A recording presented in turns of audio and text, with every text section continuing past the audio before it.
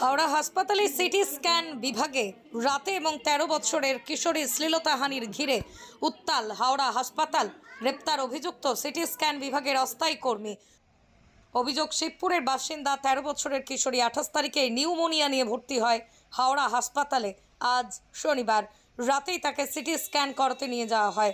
হঠাৎ করে কিশোরী কাঁদতে কাঁদতে বেরিয়ে এসে অন্য এক রোগীর আত্মীয়র কাছে সাহায্য চায়। বাইরে দাঁড়িয়ে থাকা কিশোরীর মা দৌড়ে আসে। এরপরই খবর যায় এলাকায়। কিশোরীর পরিবার ও পরিজনরা খবর পেয়ে কাছে পৌঁছে যায় হাসপাতালে। চলে বিক্ষোভ। অভিযুক্ত কর্মীকে মারধরের চেষ্টা করে। হাসপাতালে পৌঁছয় হাওড়া থানার পুলিশ। অভিযুক্ত কর্মী আমন রাজকে জনতার রোষ থেকে উদ্ধার করে নিয়ে যায়।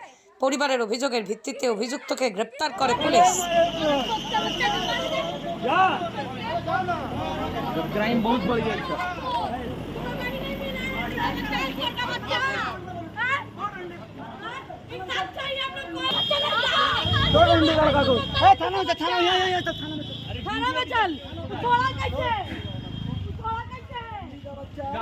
সিটি স্ক্যান রুমে গেছিলাম পেশেন্টকে নিয়ে। তো 3-4 জন ছিল, আমরা ওয়েটিংয়ে ছিলাম। আমরা ফর্মালিটিস সব কমপ্লিট করছিলাম। তার মধ্যে যে সিটি স্ক্যান রুমে যা স্ক্যান হচ্ছিল সে চেঁচাচ্ছিল বাচ্চাটা।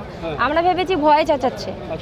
তারপর সে যখন কমপ্লিট করে বেরিয়ে এলো, সে রীতিমতো ভয়ে জোর দৌড়ে কাঁপতে কাঁপতে এসে তার বাড়ির লোককে জড়িয়ে ধরলো। তারপরে আমার দিদিকে জড়িয়ে ধরলো। ধরে রীতিমতো এরকম খামছে, ভয়ে ধরে রয়েছে। কি হয়েছে বললো, আমার ঠোঁটে কামড়িয়েছে, কিস করেছে, আমাকে বিভিন্ন জায়গায় হাত দিয়েছে, আমার জামা কাপড় খোলার চেষ্টা করেছে। বলেছে যদি বাড়ির লোককে বলিস তাহলে তোকে ইঞ্জেকশন দিয়ে দেবো।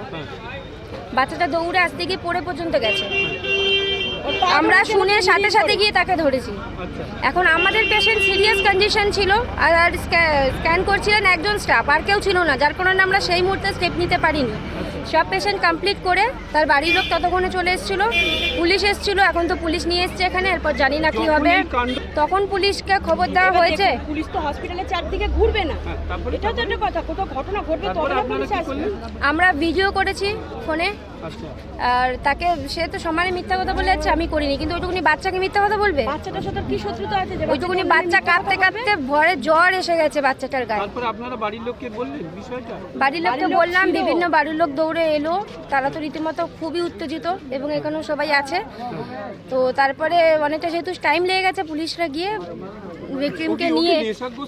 না না, কোনো নেশা না, সজ্ঞানে।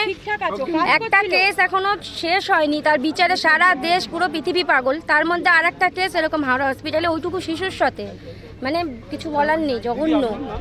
তনু Chakraborty. Nibra junior Delhi public school present J&S Delhi school. আপনার বাচ্চার সুনিশ্চিত ভবিষ্যৎ গড়তে আজই আসুন জুনিয়র দিল্লি পাবলিক স্কুলে। এখানে CBSE কারিকুলাম ফলো করে ক্লাস করানো হয়। পিজি থেকে সিনিয়র ক্লাস পর্যন্ত পড়াশোনার ব্যবস্থা রয়েছে। শুধু ইংরেজি নয়, বাংলা ও হিন্দি ভাষায় পড়ানো হয়। লেখাপড়ার পাশাপাশি কালচারের অ্যাক্টিভিটি, যোগা, ক্যারাটে, কম্পিউটার এবং ফোনিক্স ও আরবি ক্লাস করানো হয়।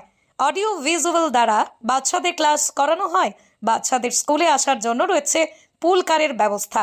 আমাদের ঠিকানা সাউথ নিব্রা, ডোমজুর, হাওড়া।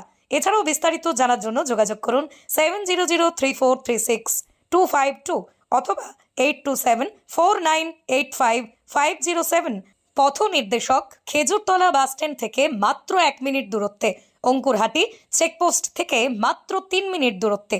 আর দেরি না করে আজই আসুন Nibra Delhi junior and senior public school.